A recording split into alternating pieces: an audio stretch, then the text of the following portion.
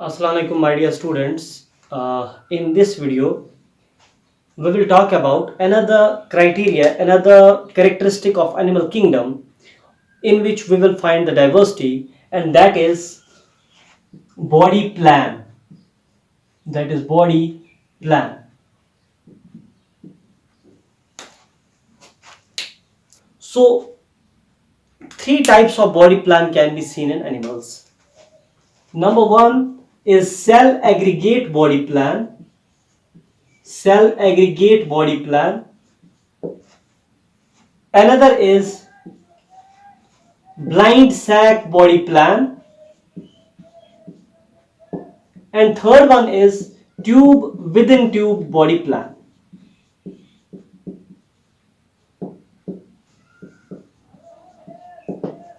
Cell aggregate body plan, blind sac body plan and tube within tube body plan, ये तीन तरह का body plan हो सकता है एक लिविंग ऑर्गेनिज्म में.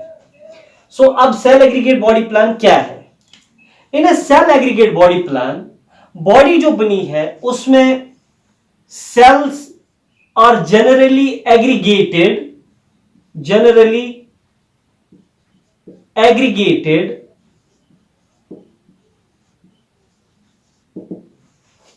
cells are aggregated,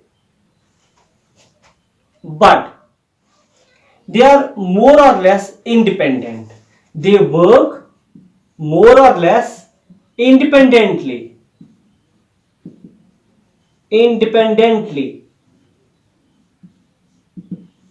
Cell aggregate body plan.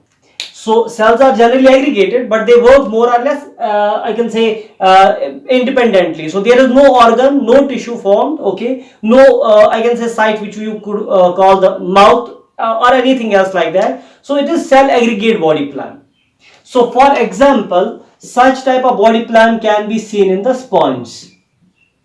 जो फाइलम पोरिफेरा है उसके सारे एनिमल्स में सेल एग्रीगेट बॉडी प्लान होता है. Okay, what is blind sac body plan? Blind sac body plan एक ऐसा बॉडी प्लान है जिसमें एक ऑर्गेनिज्म के पास एक माउथ होता है, ओके, एंड लेकिन उसके पास एग्जिट के लिए, यानी माउथ तो होता है for injection of the food, मगर फॉर इजेक्शन उसके लिए एनस नहीं होता, बल्कि ये माउथ जो है ये एक्ट करता है for the entry as well as for the exit.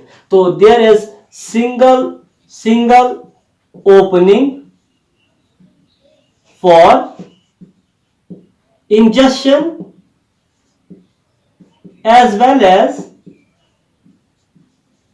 ejection.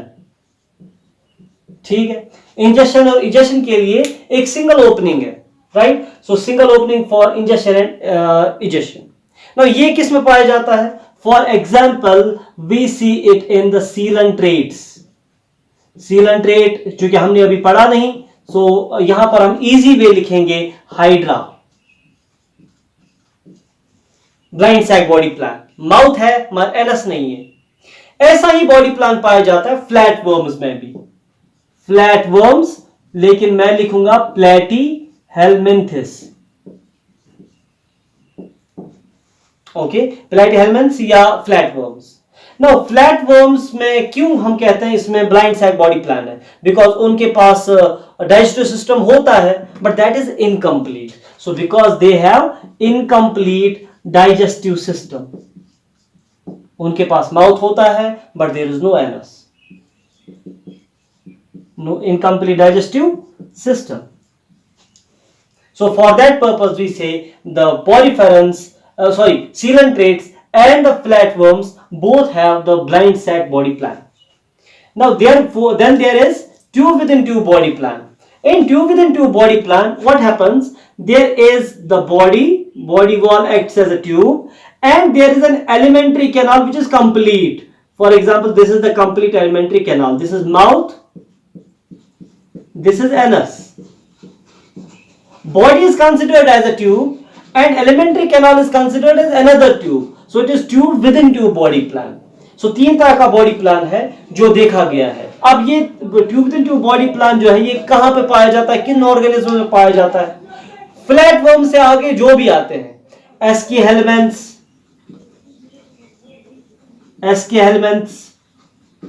Annelida, Arthropoda, Mollusca, Echinodermata, Hemichordata, up to Chordata. So, यहां तक सब में पाया जाता है the tube within tube body plan. अब tube within tube body plan में भी दो कंडीशंस है, we will find two conditions in it. सबसे पहले, क्योंकि यहां पर दो ओपनिंग्स है, one is mouth and other is anus. अब कंडीशन ये है, is the mouth developed first और एनस डेवलप्ड फर्स्ट? पहले माउथ बना कि पहले एनस बना? On that basis these organisms are of two types. These are categorized into two different categories. One is protostomic organisms and another is deuterostomic organisms. Deuterostomic organisms. Stomic organisms. अब प्रोटोस्टोमिक क्या है? प्रोटोस्टोमिक, proto means first और primitive, stoma means mouth. सो प्रोटोस्टोमिक organisms means ये वो organisms हैं जिनमें mouth is developed first. जब alimentary canal बनता है एम्ब्रियो स्टेज में, तो पहले माउथ बनता है, उसके बाद एनस बनता है। So mouth developed first, mouth developed first from the blastopore region. Now deuterostomic का मतलब mouth is second, first is anus. Okay, so पहले एनस बनेगा, देन माउथ बनेगा। So first anus is formed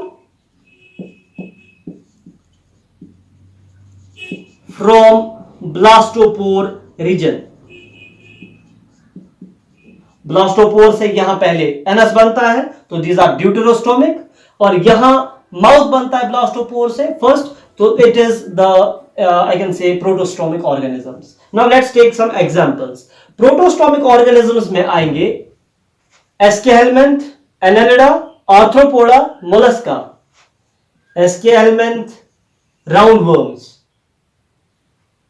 एस्केहेलमिंथिस round worms को कहते हैं। Then Annelida segmented worms, earthworm like. Arthropoda jointed feet like insects आएंगे उसमें। Okay, Aschelminthes, Annelida, Arthropoda, Mollusca, shell bearing organisms वो आएंगे इसमें। तो ये सब ऐसे हैं जिनमें माउथ पहले बनता है, सो दे आर प्रोटोस्टोमिक। तो इनमें लेवल ऑफ ऑर्गेनिज्म, सॉरी, इनमें बॉडी प्लान क्या है? Tube within tube body plan. And tube within tube body plan होते हुए सबसे पहले क्या बनता है? इनमें माउथ बनता है। So they are protostomic type of organisms. Now अब रह गया ड्यूटेरोस्टोमिक। इसके एग्जांपल्स में आता है Echinodermata, spiny skin like starfish, Echinodermata. And दूसरा आता है इसमें कॉर्डेटा। एकाइनोडर्मेटा और कॉर्डेटा, ये दोनों ऐसे ऑर्गेनिजम्स हैं, दोनों ऐसे फाइलम हैं जहां पहले एनस बनता है from the blastopore, then later on mouth is developed. Okay, so this was about the body plan. In the next video, we will talk about the particular symmetry, and we will talk about the appendage, and we will talk about the classification of organs on the basis of body temperature, and we will talk about some other characteristics. We will try to conclude it in a few, or I can say 1 to 2 videos, so that we will quickly come to the first phylum, that is the phylum Porifera. Till then, stay blessed. Thank you all.